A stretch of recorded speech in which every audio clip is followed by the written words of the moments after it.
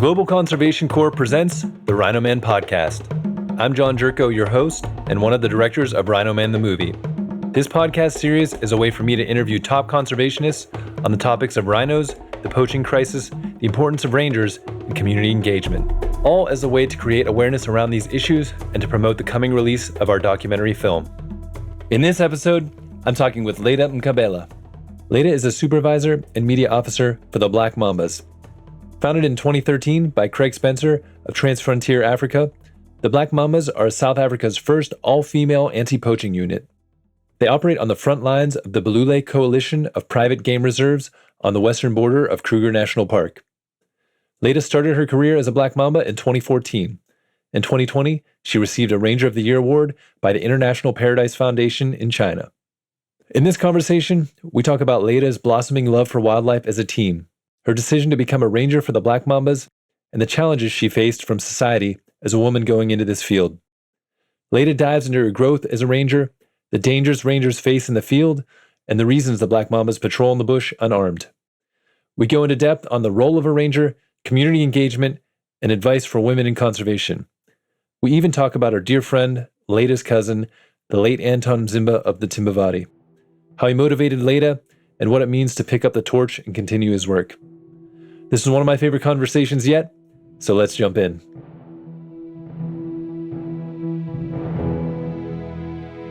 All right, Leitah, welcome to the Rhino Man podcast. It's an honor to have you on here. It's a pleasure, John. Thank you so much for inviting me. Yeah, absolutely. And I had the pleasure of getting to meet you not too long ago, a couple months ago when I was in South Africa. And we had a nice chat about Anton and our connections to him and how important he was to us. It was so awesome to have you as a guide to reconnect with his family as well. And I'd love to chat more as we get into this podcast about Anton and his influence and your connection to him.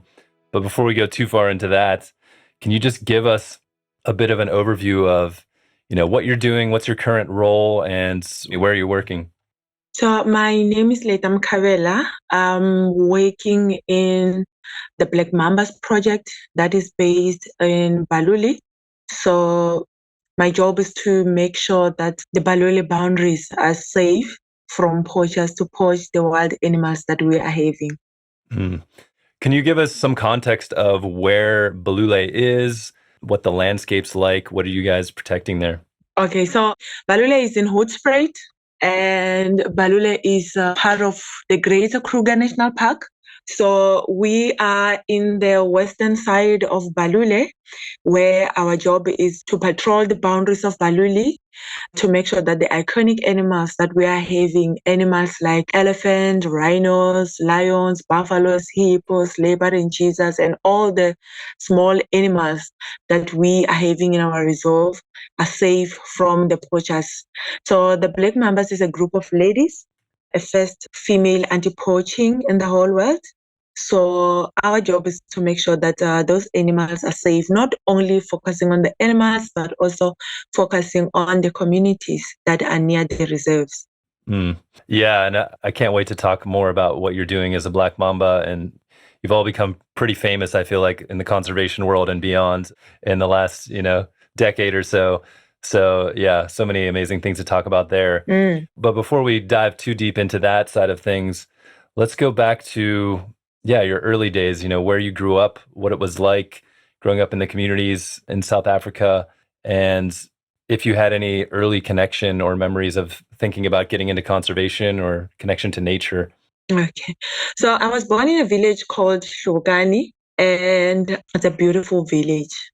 It's a beautiful village that has a lot of people that are hungry for knowledge, people that loves animals, people that wants to be role models in the community.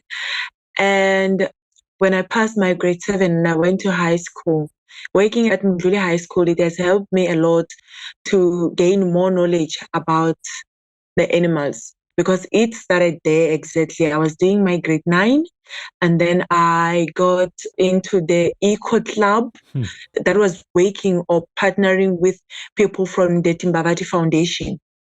So it was all about teaching young girls from the rural villages how to be independent, how to work for themselves. Like we were growing vegetables at the school and we would sell them to teachers, and then we would also give to the kids that are in need.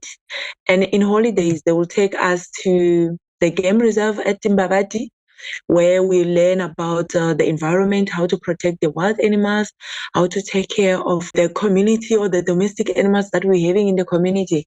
So that's where it started. That's where I had an interest in this, or that's where I've started to love nature, because it was my first time in the game reserve. And then I saw a lion, an elephant, a rhino. And growing up, I thought they were not shooting the rhinos to kill, but they just make them sleep and then they cut the horn nicely and then it will grow again. And then when I went to Timbavati, that's when I've realized that they shoot to kill and we're going to lose the rhinos soon and all of that. So reality started to sink in. And I said to myself, if I could get a chance, I would work in the nature conservation where I would protect the animals. And before I went there, I didn't want to work in the game reserve because I grew up in the village where they tell you that never ever come closer to an animal. It can be a rhino, it can be a lion, those animals are going to kill you. So from the experience that I've gained at Timbavati, so that's when I've realized that, animals are not cruel. Animals don't want to kill people. They just need to be protected and be given a right of way. So from there, I started thinking about this and started liking animals. I would always watch channels that are always playing with what is happening in the game reserve, watching animals and all of that. So from there, after I've passed my matric, I heard about a post in Balule where they want female rangers. Before you go too far into that, Uh-huh. I kind of just want to spend a little more time at this period where you first saw wildlife. I mean, what was that? What was that experience like for you? And I guess, you kind of said that it sounds like there's some, I don't know if there are misconceptions or fears around wildlife within the communities. Is that pretty common? Do you think it's just because people don't have much experience, from the communities getting a chance to get into these wildlife reserves? Do you think there's just fear of the wildlife because of that? Or, where does that come from? I think it's because they've never got a chance to come inside the reserve and learn the animals' behavior or see how the animals are living. So they assume that animals will kill you. Or sometimes long time ago, when our grandparents went out for hunting, and then some of them would put snares and then they caught a lion or a cheetah and that animal is not dead, and when they come and think the animal is dead, they want to remove it and then the animal kills them because it was in pain. So I think it's from long time ago. People they still have that mentality that the animals will kill you and they are scared of animals. They've never came inside the reserve and gained knowledge about how to behave when you encounter with an animal. So they don't know. So I think with education, then that's when people will understand how they have Mm. to behave when they see animals. And for myself, for the first time, I went inside the reserve. The first thing that I saw was an impala. And that was so beautiful. It was a beautiful animal to me. And it's not that big and it has beautiful horn. It has beautiful color, the eyes and the mouth. So it was so interesting because it was the first time for me to see it with my own eyes. Most of the time we just see it on pictures, on magazines or newspapers. So for me to see it inside the game reserve and seeing how animals live, how they can get wild when they are in the bush being free, that was amazing. And I saw an elephant. I was like, wow, so this is so big. And asking about the age of it, and they would tell you that no, that one is only 4 years old. And I was like, what? So at 4 years old, that thing is so big. And it was so interesting. It was so interesting. So it has opened my eyes in a different ways. How old were you at this point? I was 16. 16, yeah. And that was the first time you had been in a game reserve. Is Yes. that pretty common in the communities? Uh Now things are changing. That was a few years back. Now things are changing. We are going into Kruger now and then. At least people are now affording to go inside Kruger, because a long time ago, people didn't have cars. They didn't have money to buy cars. So now young people have cars, and then they drive anytime to go to Kruger. And nowadays, we want our kids to learn about animals at an early age. So they grow up knowing what is a lion, how does it behave. We don't want them to grow up the way we grew up, or the way our mothers and grannies grew up. So I think a lot of things have changed now. Yeah, so let's go back to the story of your connection to Balule after did you say this was after you matriculated? You got an opportunity? Yes. So when I heard about this post, I went and applied, and I was called for an interview. But my family was not happy about it, because they were thinking of my safety. They thought I was not safe as a woman to apply in a game reserve, and want to be a ranger, and trying to stop male people that are having weapons to kill the rhinos. So it's not going to work. And they were like, "Are you guys going to be armed?" And I was like, "No." Yeah, my family were very much scared about this. But after my interview, I did call But Anthony, and I told him that I will now be doing the same thing that you are doing. And I was like, wow. And I told him that there is a post in Balule where they want young girls from the villages. And I've applied. I went for the interview. I got a call. I passed. I'm going for my training. So it was like, cool. And that is great for you to stand bold and firm and want to go out and try new things. So what I'm going to tell you now is that don't be scared. You are in a game reserve. Animals are staying there. They're not going to move because you are now there. You just have to respect them, follow the rules, and follow everything that they're going to teach you at a training. And then you're going to survive. Those are the first words that I got to motivate me for my training. Yeah. So I went out there with my chin up. I did the training, I passed, and then I went home for, I think it was 6 days. And then I went back and be deported in Griki, in the north of Balule. So that's where I was based, and where I've learned so many things about the bush, about poaching, about human and wildlife conflict, and about people that are staying near the reserve who have never been inside the reserve, and people that are staying near the reserve who feel like the reserve doesn't belong to them and they have to poach.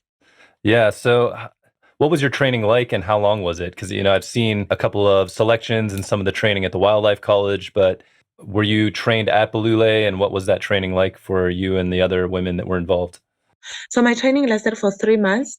When I joined in 2014, there were 6 girls that started with the project in 2013. So they trained us on what to look out for when we go out on our patrols for a few days. And then after, we went to ProTrack. And with ProTrack, it was a hard training. I felt like I was being trained to be a soldier. And, and being a rural girl, and now I'm inside the reserve, and I'm wearing the boots from 6 a.m. until 6 at night. You are in the bush, walking, learning. From the start, it was difficult. From the first and the second day, it was difficult. I didn't know anything about teamwork. So I didn't know anything about discipline. Like, they would discipline you at home, but it's different with this part. And it was my first time to go on that kind of a training, or it was my first time to get a job. The training was hard, but it was worth it. So we stayed in the bush. We created a boma out of the knob thorns, where we just wanted to protect ourselves from the elephants and the big cats. And on top, it was just open. If it would rain, rain would just get inside. And that's where I've learned about teamwork and being disciplined and work with other people, how the poachers come inside the reserve, what the poachers want, how I should protect their iconic animals, and my safety. So that's where I've gained more knowledge. But the training was very much difficult. Do you remember how many weeks it was? We stayed in the bush for 3 weeks. It's a long time, yeah. Yes, 3 weeks in the bush. And then the other weeks, we were in Balule with the former Mambas. So during this time, you said your family was pretty nervous for you to go do this work to begin with. Were there any moments where you had doubt during the training, where maybe your family's voices were kind of influencing you, thinking, maybe this is going to be too hard, maybe I can't do this? Or were you pretty committed from the beginning? So I was so strong. I remember it very well. I was so strong, and the aim was that I want to do it. And with the words that I got from my brother, it kept on motivating me even when I reached a stage where I wanted to give up. It did happen twice where I felt like, no, it's too much for me. I better quit. But remembering what he told me and remembering that my family were not happy about me doing this, I have to prove to them that I can do it. I have to show the whole village that me as a woman, I can do this. And if I made it, I will be giving hope to young women that are back in the community that believes that women can never enter into the men's world and do well. So to myself, it came that we have to break the chain of women cannot enter into the male world or into the men's world. Can you give a little more context for people not from the area? What's that pressure like? What are women expected to do? Is it starting to change? With things like the Black Mambas, you're proving that women can do everything that men can do. So, but I'm curious how that, what that pressure was like and what people were expecting women to do, what kind of jobs. So women were expected to work at the lodges or work in someone's house, to cook, to clean, to take care of kids. Women were expected to become nurse and a teacher. Yeah, those kind of simple jobs. So that's what people thought a woman it is a women's job. Being a ranger was not something that people thought a woman can do because women were looked down. They were most of the time they would underestimate women and they would say a woman doesn't have a voice. And then they knew that when you become a ranger or when you start entering into the men's world, you will now disrespect male people, which is not what is happening now. But that was the fear, that we need to make women believe that they can't do this. They can only do this. Yeah, really interesting. And it's so great, just to give more context to people too. We've mentioned Anton a couple times. That's Anton Mzimba, who was the head of Ranger Services at Timbavati and worked there for 25 years and is the star of our film Rhino Man. And what's your relation? You said you're half brother, half sister. That's how you're related? So in Tonga, he's my brother, but Hmm. in English, he's my cousin because Okay. yes, he's my aunt's child. Oh, I got you. Ant's child. Yeah. Yeah, It sounded like you two were really close, and it's so great that he gave you some inspiration and motivation when you were becoming a Black Mamba and going through this ranger training. yeah. And I'm very much grateful for that because some way, somehow, we need a push from someone who has been into the industry for a long time, someone who knows what is happening. So that person will definitely motivate you or guide you into the right way. So he was one of the people that play a big role into me becoming where I am now. And so going into becoming a Black Mamba, you went through this training. What was it like when you first started out and you started doing this work? What was kind of the day to day and what type of work were you doing? What kind of poaching was happening? What you were doing, fence patrols. Can you just kind of talk through what that experience of being a ranger is like, especially those first few years? From the first day where I got deported in Griekie, they took us out to show us the route and where we're going to work so that we know, and the grid reference, so that we know what to report to the lady in the ops room. So the next day, what we were doing was to focus on the fence line because the Black Mambas are the eyes and ears of the reserve. So we prevent crime. So the first thing that we do, we wake up early in the morning and then we go and check the boundaries of Balule because that's where the poachers are coming in. We have to make sure that any evidence that we found, we gather it and send it into the ops room. So patrolling the fence line was the first thing, doing roadblocks and going searching cars that are coming in and out of the reserve so that people don't come inside the reserve with something that is illegal or something that is not needed inside the reserve.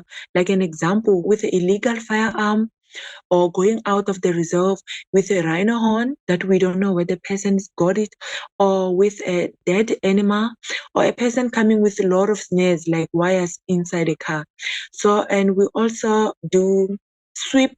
That's when we go out in the bush and clean the area. We remove all the snares that have been put by poachers and destroy poachers' camps. We also check the houses that are inside the reserve, because some of the houses are being renovated or some of the lodges are being renovated, and there are contractors that are coming from out of the reserve to help build. So we go and check that kind of area. If those people are not putting snares out, and we tell them who we are, what we're doing, and we are preventing these kind of things inside the reserve, like putting snares or killing an animal. So that is what the Black Mambas focus mostly on. Yeah, and in those early days, what this is 2014, 15, 16, this was definitely at the height of the rhino poaching crisis as well. So were you experiencing a lot of rhino poaching at that time? And, what would you do as the Black Mambas to help deter that and report that? You kind of described a little bit, but I'm just curious on the rhino side, how intense that was at that time. I think in Balule it was worse in 2009 to 2012, 2013. Mm. And it got a little bit better when the Black Mamba project came in 2013, 2014, 2015, because we started advertising ourselves and people started to know about the Black Mambas, and rhino poaching decreased. So we didn't have more encounters of poachers killing animals. It was happening on the reserves that are near Balule or at the neighboring hood reserves, but not most at the area where we are. We struggle most with snaring, because I remember when I started in the north, per day we would remove about 70 or 80 snares fresh, with Wow. different tracks of poachers. So you can tell it's different groups that are coming inside the reserve and putting snares. So we have cleaned that up. Talking about today, members went out for a sweep and they just came back with 3 old snares. Hmm. So a lot of it has changed. People have realized that there are people that are walking behind us. When we go inside the reserve and put snares and go out, there are people that are coming and clearing that up, and they don't want to be caught. So that's why snaring has decreased inside Balule. And because we have destroyed a lot of poachers' camp in the north, in Kruger buffer zones, when we started, we would find about 3, or maybe 1 or 2 will be new, and then 1 will be an old poachers camp. So that was a sign that they are still coming. But now all that we found is the sign of the old poachers camps that we have destroyed. Hmm. Yeah, it's incredible how many snares, especially in those early days, you were picking up. And Yeah. I mean, snaring is just such a brutal way for these animals to die too. It's so sad when you see these snared animals. And I'm guessing most of this is this more subsistence poaching, people poaching for bushmeat to feed their families or sell the meat on the market. Is that what the snares are usually for? Yeah, that is what they are used for, but you cannot trust a person that comes in and put a snake and say that no, he's only a bushmeat poacher, he's a bushmeat poacher. That person can see a rhino and link the information to the right people that can come and kill that rhino and take the horn out. So a bushmeat poacher can turn into a rhino poacher. So most of the people, a few people that we've arrested, when we question them, yeah, they would say that we are trying to feed our family. We're not working, our kids are not working. So by doing this, we want to be able to feed our families. We want to sell the meat so that we can get money to pay school fees, or to buy uniform for our kids, or to take them to varsities. So those are the reasons that people would say, but still, it doesn't justify crime. Yeah, I mean, what's that conversation like when you catch someone and they tell you these things? I mean, I know there is a lot of poverty, unemployment, lack of opportunities, so it is tough for a lot of people. But what do you tell someone that is poached and they give you these reasons to try and convince them that there might be a better way or an alternative, or it's still wrong? What's that conversation like? It's so sad most of the time when you find that it's a woman doing that. It's a woman who came inside and put his name, and you're now a woman and you have arrested that person. So we want to know deep of where they come from, their background, why they're doing that. And then we try to help. From my side, I always motivate people to. It's not easy, yes, and we're all not gonna win through starting a business. Some of the people are not good with businesses, but it's best to start your own business, sell tomatoes. There are so many things that you can do in the villages. All people are able to create different things.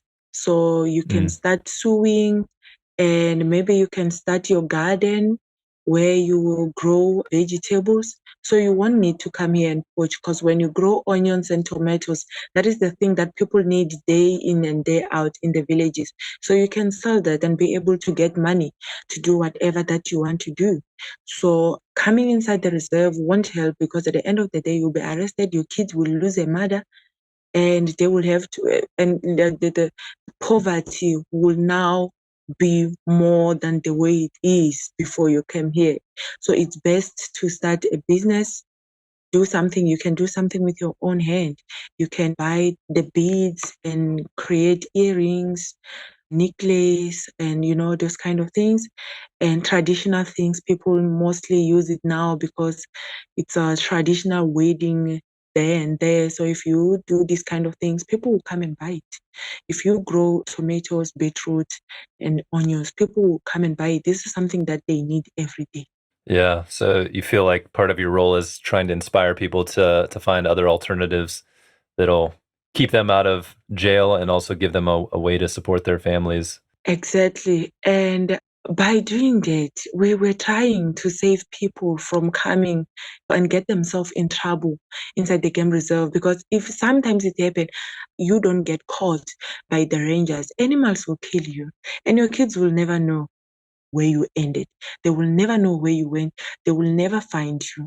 So it's best to create something that you can do with your own hands, something that you can sell, so that your kids can grow up having a mother. And you can also be a role model to your kids, like growing up or being raised, went to varsity with money that a poor woman was sitting under the tree selling tomatoes and onions.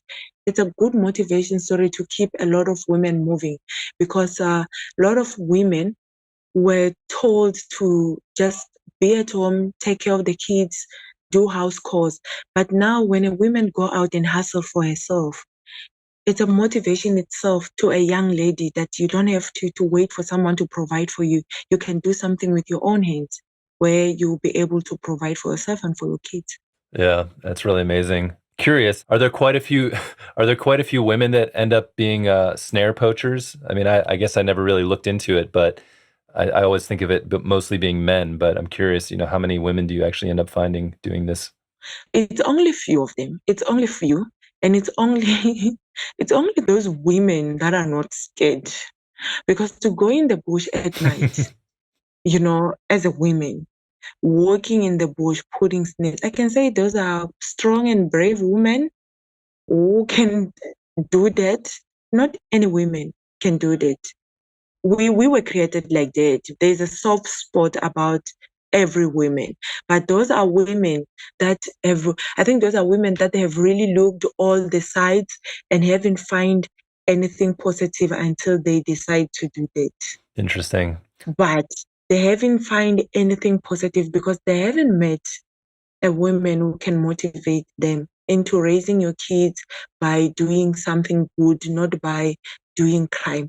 Yeah, but I feel like they might also be the ones that you can most inspire because they're already pretty brave and courageous if they're going into the reserves on their own. So if you can shift them to using that energy towards, starting a business like you said, or doing some other type of work that's maybe outside of the normal traditional role of women, they can really grow and do something great. Yeah, they can really grow. They can really grow and do something better, because actually you can see that they are strong women. At the end of the day, when you ask them and then they give you all the reasons why they came here, there are valid reasons. People are struggling out there. There are no jobs in South Africa. So it's difficult to live without working or without a breadwinner in the house. There's no salary that is coming. So it's very much difficult. That's why we ask them when we find them, why are you doing this? What kind of background it is. We also have cameras that we put in the bush. Some of them, we've spotted them in the cameras. And then we ask the ladies that we are working with about this kind of woman. Do you know this woman? And then if someone said, yes, I know her, we would ask about their background. And you find that it's things are difficult. Things are very much difficult for them. So that's why they ended up in the bush putting snakes. But if we can use education and help them, like changing their mind, create ideas for them to do something in the villages, but not to come inside the reserve and put snakes. I think those kind of women would make a big change, because there's something about them. There's something good about them. It's just that situation made them ended up into poaching. Yeah, and I definitely want to get more into a lot of the community engagement work that you do and kind of dive into that more. But, talking about this fear of the wildlife within the reserve, I mean, if you haven't been trained or don't have proper respect, it can be very dangerous. It is dangerous. Yeah. And I'm curious, a lot of people see the Black Mambas and then realize that you don't even have a weapon with you to protect yourself against the wildlife or poachers. Can you talk about that more? Like, what's the reasoning behind it, and how do you operate without a weapon? I saw that I think you do have some firearms certifications, but when the Black Mambas are out there, you're not carrying weapons. So yeah, talk a little bit more to that and why that is. Okay, so in the Black Mamba project, we do have 4 armed guards, and they are all male people, because at the end of the day, we do need them. So we as women are unarmed. The reason we are unarmed, it's because we cherish life. Other villages where poachers are, that's where we come from. And going back home there and find an angry child who want to pay revenge because me as a Black Mamba, I have killed their father or their uncle. It is very much challenging to us. We want to use education, and we want to use our boots, to put our boots in the ground to push the poachers out of the reserve. By saying this, I'm not saying that the rangers that are using weapon are not doing it in the right way. They are doing it in the right way. We all want the same thing. We're just doing it in a different way. So for 9 years in the Black Mamba project, none of us has been injured or get into an accident or being killed by a poacher, because whenever we see poachers, we hide.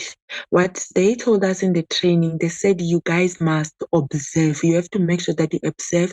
You see a poacher before they see you, because you are unarmed, and you have to hide and then report to the ops room immediately so that the armed guards can take over. And then what we're gonna do, we will go in they will come and pick us up and put us in a area where we're going to see the movement of the poachers, or lead information to the people that are in the ground. So that's the reason why we are unarmed, because we have a Bush Baby project where we teach kids about cherishing life, where we teach kids about protecting the iconic animals. So if we tell them how we cherish life, and then at the end of the day, we are armed, we know that when poachers come inside, they are the first people who start to shoot the rangers. And then we, as the Black Mambas, we don't want to use weapons, because we're coming from the villages where some of the poachers are coming from. And somewhere, somehow, a poacher can threaten your family while you're at work, because he failed to win you in the bush with weapons. So he's going to go home while you're at work and threaten your family. So when I say that we use education, we go and teach kids at schools, and they take the knowledge that we have shared with them back to the village. They share it with their uncles, they share it with their mothers, their aunts, their grandfathers, that if you kill the iconic animals, then you are destroying my career. So by doing that, we think we have decreased rhino poaching with involving kids because we are investing in them. We are investing in the community. Yeah, that's super powerful. And, you just think about kids and when they get excited about something, how they share that with their parents. And even if their parents don't know about it or maybe don't agree with it, over time, that curiosity and love that kids have, I feel like does have a lot of influence. So it's a very powerful way to approach it. And yeah, it's interesting, by not having weapons, you're able to have this deeper connection, it seems like, with people in the communities that maybe an armed ranger isn't able to have. So, you're showing your face on the reserve and you're patrolling and doing the work there, but then you're also able to communicate with, from a less threatening position to whether that's youth or other people within the community and kind of create that more compassionate connection, I guess. Yeah. That's what it sounds like. Yeah. Sometimes it's difficult. Like rangers put their life in the line. We are between the animals and the poachers. Anytime the animals can kill us, anytime a poacher can kill us, and then we have to put our life in the line to make sure that we protect the animals. And for us to do it unarmed, it's something unique because the only thing that we have is our eyes and ears that helps us to listen and to see what is in front or at the back of us. Yeah. And, to continue down that line, what was that like when you first started doing patrols without weapons? And how do you maintain that respect for wildlife and avoid the danger? And, you said eyes and ears, but, how do you actually do that in practice? I mean, it sounds scary to someone that has never been in a reserve and just to throw you into the bush and be like, all right, Yeah. now don't get eaten by a lion.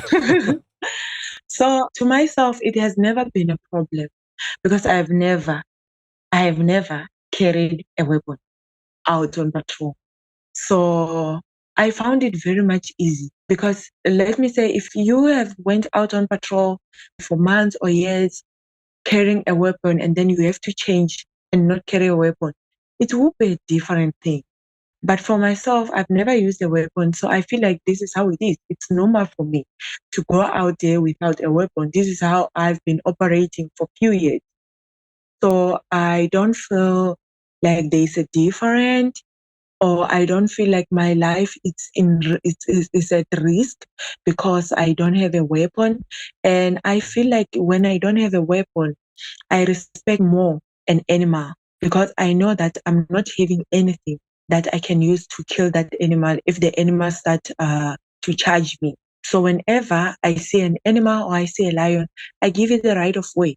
Or if the situation is bad, I have to report and someone has to come and help me. Luckily, in the project of the Black Mambas, where whenever we're out on patrol, there's always somebody nearby who has a car who will be able to assist whenever they are needed. Yeah. Can you talk about your senses, your sight and your sound and patrolling? You have to be so much more aware. So what's that feel like? I mean, compared to saying being at home in the communities, you're not maybe as aware of your surroundings. You're listening to music, you're talking to people, you're just doing your thing. But when you're out walking through the bush like that, I imagine your eyes are more open, your ears are more open, your smell, you're reading the signs. What's that experience like? And do you like that experience? Does that bring you to life? What's that connection like? I think that's the best experience that I've never had in my life because in the community and in the bush, it's a different place. In the bush, it's very much, let me say, more quiet because we don't have the noise that we have in the community in the bush. So when you are walking in the bush, the only thing that you need to look after, you have to be careful. You need to make sure that you are safe and the animals around you are safe. You need to make sure that you read the bush like in your newspaper, you know where you're going because Black Mambas goes out on our patrols, on our sweep, not one person, two on patrol or three, and then 4 to 10 or whatever number when we go out on sweep. We need large numbers on sweep. So you need to work with someone that you trust, someone that has a strong teamwork, someone that will protect you when they say a lion that you haven't seen. They will stop you and show you that lion. And we've got different animals in the bush that can harm. We have snakes. So that's why we need to open our eyes whenever we go, and we need to open our ears whenever we're in the bush so that we can listen to the warnings that we get from animals. As I said, that we have to give animal a right of way. And you might find that there is a lion that is sleeping under the tree and you don't see that lion. But when the lion hear your footsteps, it will give you the warning. So that is something that you need to listen to when you walk so that you can be safe. And going out, you also have to, because poachers sometimes come inside the reserve and they smoke. That is something that you should smell. If there is a smell of a cigarette, where is it coming from? Who could it be? Those kind of follow-ups. So it helps a lot. And the vultures activities, it also helps to let you that there is something that is happening on the other side. Or maybe it's an animal kill, or it's a rhino that has been killed by poachers, and then the activities of vultures are warning you about this kind of thing. Yeah. When you go back home, though, into the communities or the city, does it feel like too much noise for you? I mean, after being out, you're so sensitive to everything when you're on the reserve, and then you're just hit with all the noise and people moving around. Does it bother you, or do you feel like you can adjust back and forth? I just have to adjust because in the community, that's where I was born, that's where I grew up. So it is like that. I came into the bush and it was a different environment which I enjoyed the most. But then I have to go back home and I have to adjust to the life that people are living at home. And you know, in I hate it in the cities. It's very much, very much boring. There's a lot of noise from cars and everything that is happening there. It's better in my community, and then it's good at my workplace. Yeah. Can you tell us of any either close calls or wild experiences or just memorable experiences you've had in your years working with the Black Mambas out in the bush? I once had a close call of poachers where I was chased. It was, it was bad, very much bad. I Hmm. was so scared. I was so scared because we went out on a sweep and we found two buffaloes that has been killed by snares. And then we decided to, by this time, we went back to see if the people who put snares are gonna come back to get the meat. And then we did an ambush that was a few years back. On our ambush, we were three ladies hiding, and we had a car coming, and the sound of the car was not the sound of one of our cars. So we knew it's different people, and it might be definitely the poachers. So we did hide, and they took the right direction to the buffer zone where they were supposed to get the buffaloes that they got with the snares, and then they decided to change the direction and went the wrong way, which was the way that we were hiding. And then Oh, they, no. they they saw a bit of a movement because we were now scared that damn, this guy is now coming our side. So they saw us. So they stopped the car. It was about 10 meters away from where we were hiding. And then I told the ladies that I was with that we have to run. We were calling on the radio when we were running, and somebody responded and they came and helped us as soon as they could. But this thing happened so fast. Those people, when they saw us run, they said, oh, those are women. And they started chasing us. And when they chased us, our fence line got electricity. So as we were running, I thought to myself, when I look back, I could see the guys are coming. And I was like, I'm not going to run more or better than the girls that I'm with. And those guys might find me. What I can do is better be killed by electricity than the torture that I'm going to go through with these guys. I have a phone that has all the information that they can use to come and destroy so many things in the result.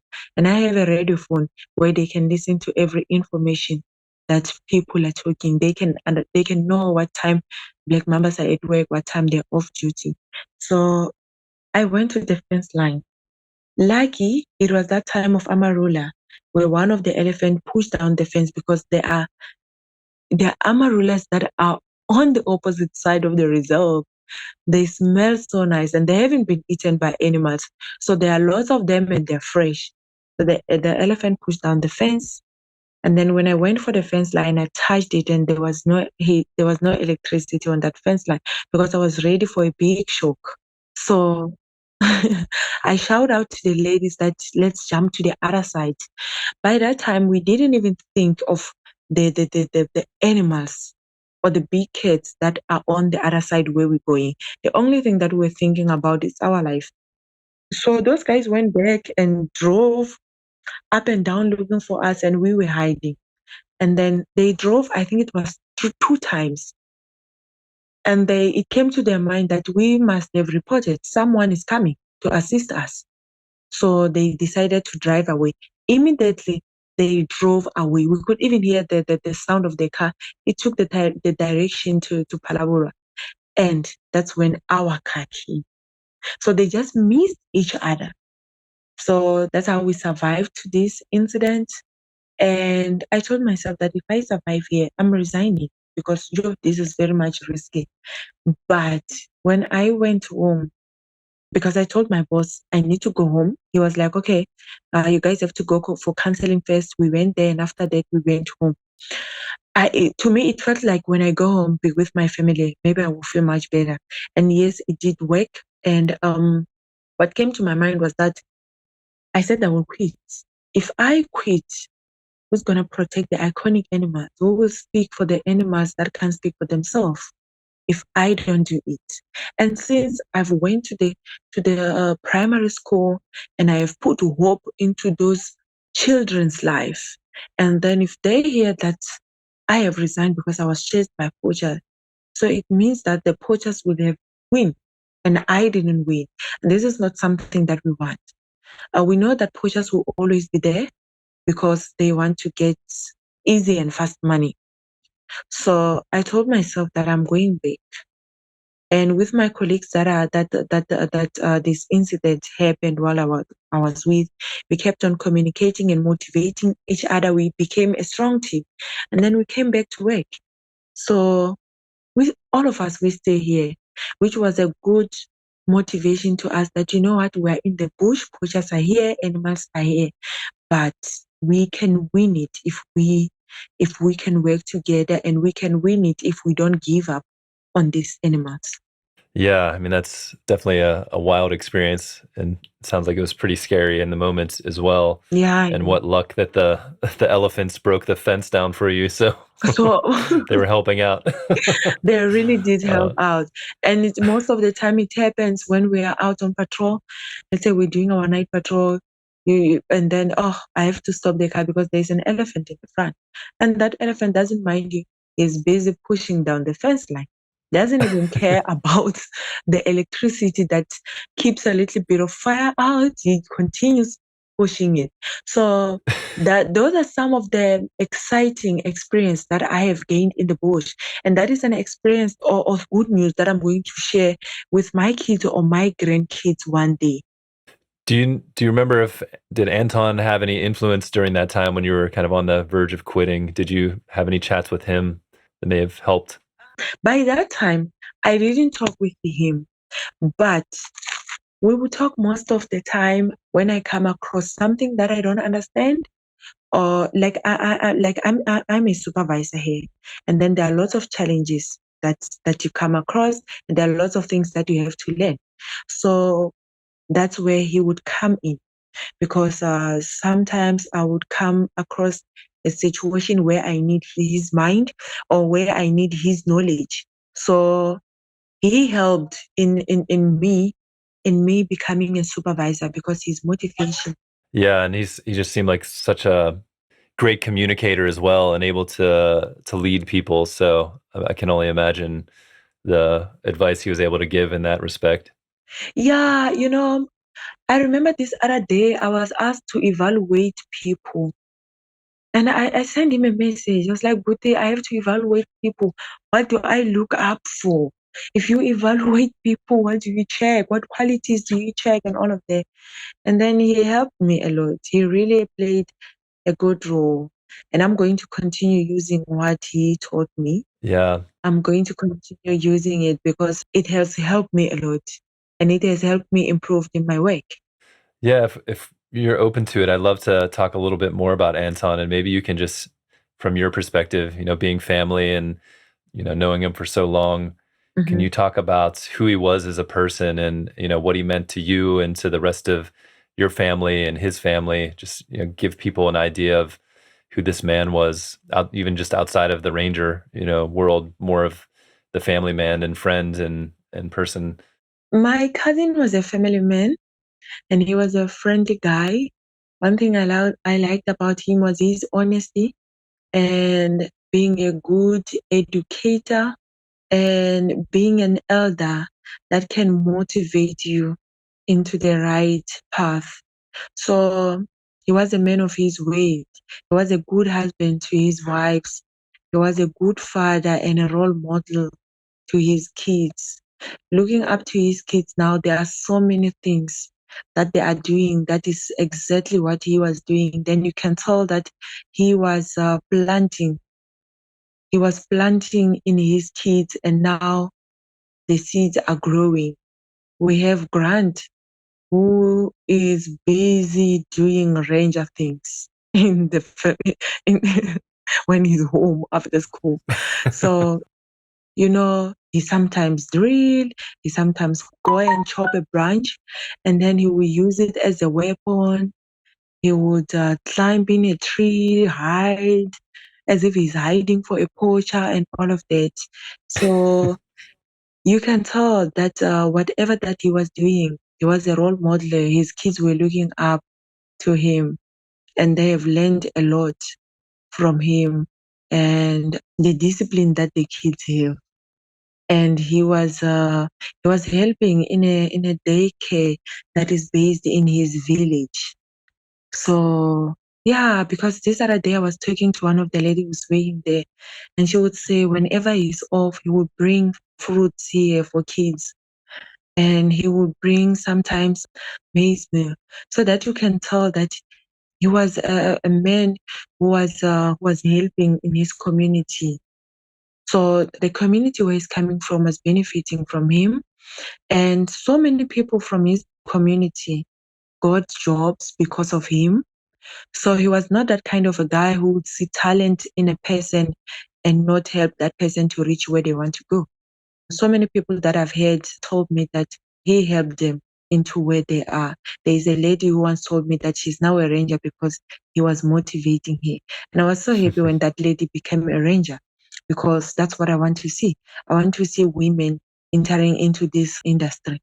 I want to see lots of women that want to change the world or that want to protect the animals. So you can tell that there are lots of things that he was doing that was helping the community, that was helping other people into getting jobs, into knowing which career they should follow. Most of the time they would invite him where I'm working in my company. He's the one who came and teach us about trees. So he was a good educator, and nature conservation has lost a big giant. Yeah, I know. I mean, just from my experience with him, over the last 4 years, he's just, I think the thing that struck me the most is he's just such a caring and gentle person, but he's Yeah, yeah. also at the same time, he's, a warrior ready to stand out there Mm, and face whatever threats were coming his way. yeah, And like you said, an educator as well. I was just always blown away, yeah. driving around the reserve with him. Mm, He knew every bird call. He could yeah. identify the trees, and he Yeah, understood how everything interacted. And yeah, just so much knowledge and desire to share that knowledge with people. yeah. And Ruben de Kock, who was one of his original trainers, and then they kind of worked together to train other people. Mm, He he he was trying to get him to come to their organization for so many years, but yeah, Anton was just so loyal to the Timbavati for giving him his Yeah. opportunity and wanted to stay with them and grow. And yeah, just an amazing person all around. And getting that experience to be with the family and spend some time with the kids, and Mm. you definitely see how much they're inspired by their father. And like you said, they want to become rangers. They want to be like him and grow up and protect nature, and just such positive energy from the family too. Also just loving people, and getting to meet you as well. You're just such a positive person, and just a beautiful family all around. So yeah, very very special human being. And I don't know. I know it's difficult to talk about, but how did this whole tragedy affect you? And what do you think Anton would be saying to all of us after this tragedy to keep moving forward? What's that impact been like? So, what happened to him is really painful. He died a painful death, and it's traumatizing to his family, friends, and people who have worked with him, people who knows him. But we have to keep his legacy going. We have to do what he would like us to do. We have to continue doing the job that he will be doing now. I know that he would want us to continue with this. And I know that he would want us to continue working and motivating and teaching more people, sharing our knowledge with other people, just like him. He was just sharing his knowledge with everyone. The best thing that he ever wants was his kids to study, was for them to have a bright future. So this is something that we have to keep doing for him to be happy wherever he is, because this is something that he will do if he was alive. And it's quite difficult not having him around, not being able to talk to him or to continue learning more. I feel like if I knew that that day was going to come very soon, I would have asked a lot of things and draft them down so that I can use them in future. And I would have asked him what he would want us to do when he's no longer here in this earth. But for that, I believe that my gut and my heart is telling me the right thing, that his legacy has to move. People has to know about who he was. Yeah, Yeah, yeah, I agree. he was a hero. He was a legend. I'm so proud of him. I'm so proud of him, very much proud of him. And for him to win that award, it continues to make the family very much proud of him.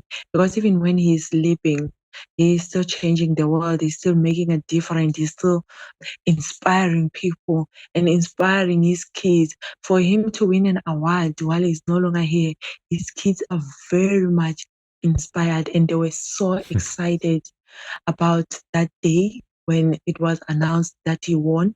It was painful because everyone was laughing, was smiling, but then with tears also. And then you can tell that, yeah, it's painful, but people still have tears of joy. So, yeah, he was a legend. And being alive or not alive, we're still learning a lot from him. And we're still going to learn more from him. And we're still going to continue doing exactly what he would want us to do. Just like myself, I'm going to continue making my brother proud. I will work hard and make sure that I motivate his kids to never ever give up in life. They will have to keep pushing just like him. For working to Timbavati for 25 years, it was not easy. It was difficult, but he made it. So we have to keep motivating ourselves with the effort and the passion that he had in this industry. Like this was his life. Yeah, yeah, he dedicated everything to it. And yeah, I think it's important for us to do what we can to help continue his legacy. And it's awe-inspiring just to see the impact he had. Talking Yeah. about that best game ranger award that he won, and then even just seeing royalty like Prince William, who is Mm. touched by him as well and wants to support him and his legacy. And yeah, he's just influenced so many people, not only in South Africa but around the world, and Yeah. inspired so many people to step up and continue the work. And all we can really do is, do our best to keep his legacy alive and honor his work and continue it through what we're doing in whatever way that is. So, yeah, thank you for sharing those thoughts. And Yeah, no, it's it's a pleasure. I remember in 2016 when we were in Johannesburg and then he won the award of the best ranger of the year. mm-hmm. That was so amazing. And I still thank God because I didn't know we were going to the same place. I knew he was going somewhere in Joburg, but I was not sure it's the place that I was also going. And I was so excited when he won the award. We ran in the stage together to collect his award, and those pictures are the brilliant memories that I have. Yeah. So, yeah, those are something that I have to show to his kids and his grandkids that your grandfather was a hero. Yeah, truly was. So, yeah, it's so amazing that we have people that inspire us with the honesty that they had and the passion that they had into protecting the iconic animals.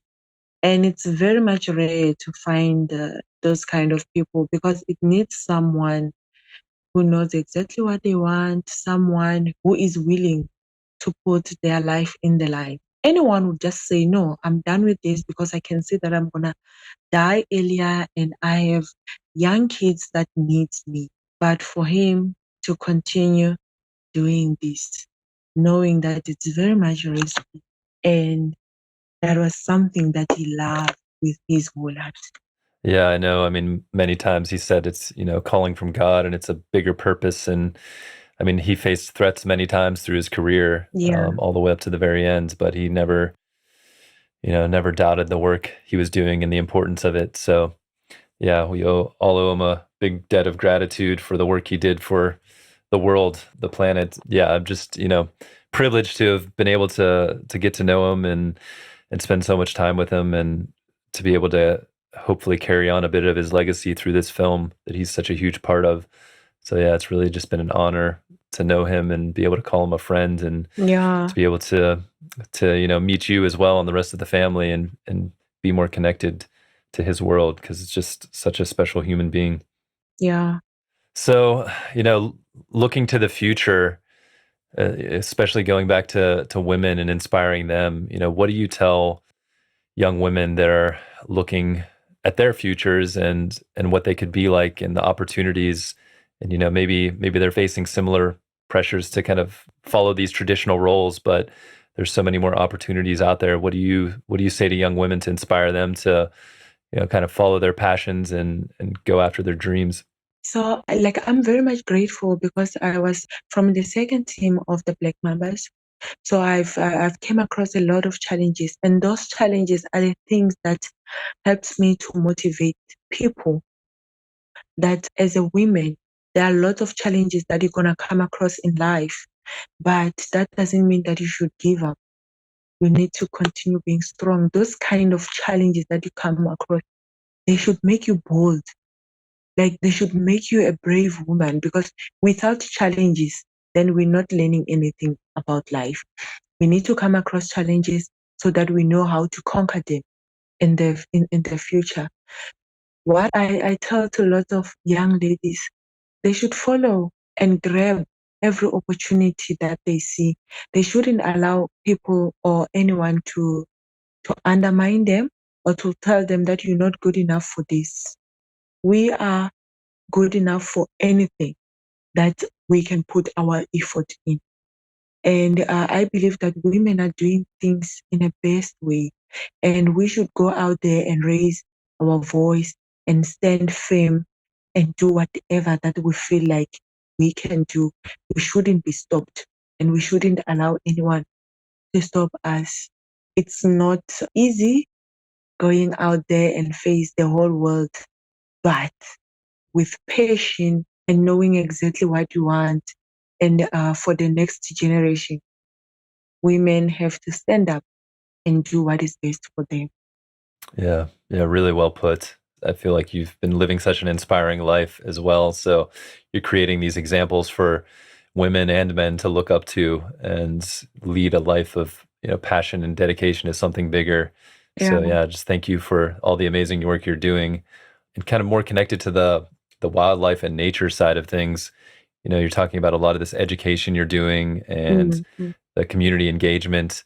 What do you tell, whether it's young people or just anyone within your communities, why should we care about these natural spaces and the wildlife, especially with, a lot of the challenges that are being faced, especially on the economic side and the lack of opportunities. But why should people still care about this wildlife and these beautiful spaces, and how can they be more involved in protecting and benefiting from them? I believe that in South Africa, the economy is benefiting more in tourism. So it's difficult out there, and lots of people are unemployed.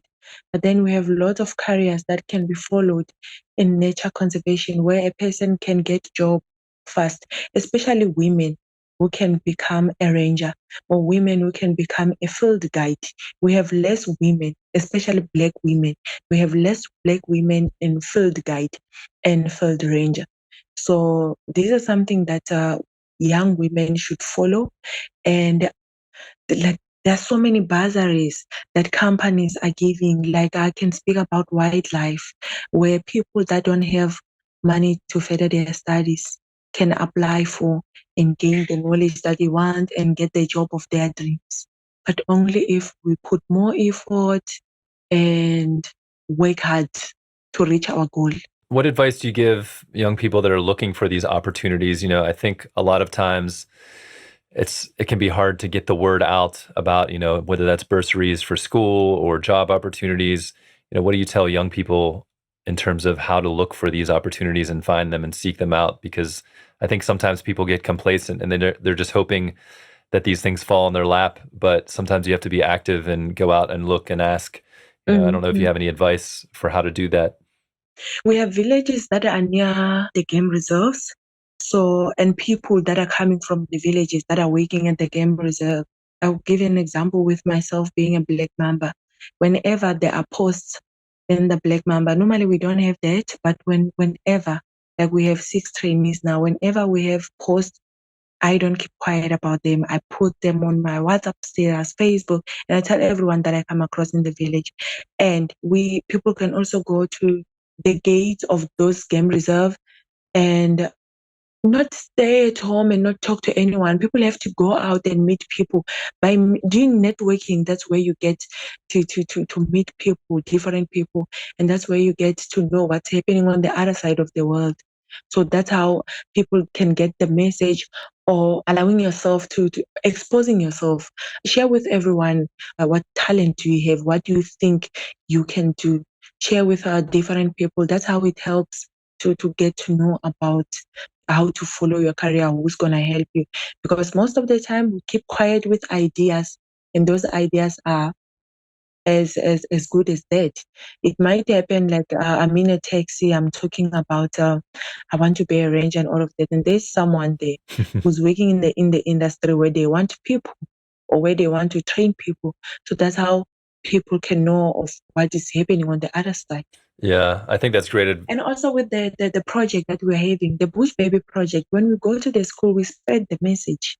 Go home, tell your sisters that we're looking for this. We want people to do this kind of job. Here are the flyers. Or, I would just give you an example, like the event that GCC had at Mahlale last. So people need to attend those kind of events so that they know which careers to follow, where they can help, where they can get help, and how they can be helped, and which people to go to. Yeah, so you need to get out. Yeah, I think that's just great advice for everyone all around the world, especially after COVID. I think so many of us have become more isolated and just on the internet, but you actually have to go out and meet people and, Yeah, like you said, show up at a reserve and just say, hey, are there any opportunities? I'd love to work here. And yeah. you never know what is going to be your way in. You might, even like Anton, Mm-hmm. thinking about some of his stories of his early career, he was doing more construction related work at Timbavati Yeah, early on, and then there was that opportunity to become a ranger, and he took it, went and for it. yeah, that led him into his path. I guess you have to be open to maybe it's not your ideal job to start with, but if it's close to where you're going to be around the people that could lead to that career that you want, that could be a way in too. So yeah, really, really good advice. Yeah. I guess, to finish up, if you can make a plea to the world, what kind of changes need to be made or ways that people can support rangers and the work they're doing around the world? Because, I think the Black Mambas, you guys are well taken care of, but there's a lot of rangers around Africa and around the world that just aren't well supported. So I don't know if you had a chance to just speak out to people around the world of how they could help or be more involved or support or tell the rangers stories, what could they do and why is it important? I would say it would be best to work together and think of the life of the rangers and not to kill them, because they're so important, very much important, and they play a big role in the industry. If we can work together and save the life of the rangers and support all the NGOs that are out there that are trying very much hard to make sure that the iconic animals are safe and the rangers and their families are safe. So unity is the first thing that our country needs. We need to learn to work together and support and love each other. And we need to look at the rangers. They are our front line. They are our wildlife defenders. Those are the people that we should respect a lot. We should respect their life. It's not easy being a ranger. It's not easy to go out there walking in the bush where there are wild animals that can kill you and chasing on poachers. That is not easy. It is very much risky. We cannot run around chasing poachers and running around looking in our shoulders, trying to protect ourselves from being killed by cruel people. And I would also say that if more women can get into the industry, that will be best, because we need more women. We need to improve a lot of things in the industry, and we need to work together. And I will also say to the whole world that they should support all the NGOs that are out there that are trying their best to protect the iconic animals. We have so many people coming from outside South Africa paying a lot of money to see the animals that we're having.